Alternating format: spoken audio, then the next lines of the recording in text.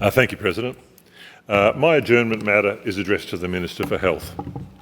The Voluntary Assisted Dying Act of 2017 was a landmark piece of legislation allowing a person entering the final stages of a terminal illness to end their suffering with dignity and at a time of their choosing.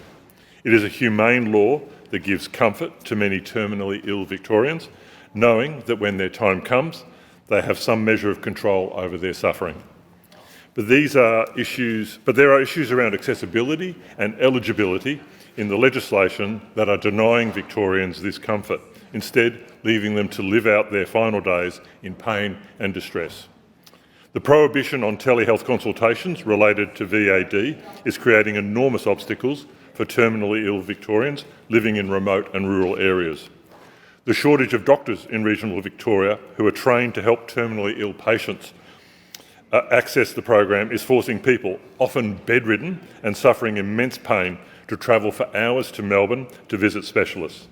The process is so protracted that some abandon it as their condition worsens.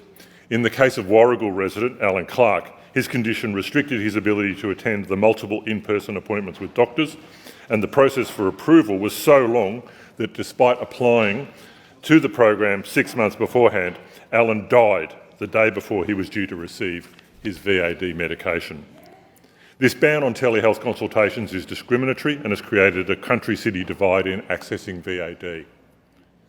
VAD is not available to the thousands of Victorians suffering from dementia and neurodegenerative conditions. The number of sufferers continues to grow exponentially. While we recognise that the inclusion of people experiencing dementia, Alzheimer's and other neurodegenerative conditions into the Voluntary Assisted Dying program will raise many challenging questions, particularly around the issue of mental competency. This does not mean that we should abrogate our responsibilities as lawmakers to address these complex matters. On the contrary, if as legislators we fear addressing such crucial and compelling moral questions, we should ask ourselves, why are we here?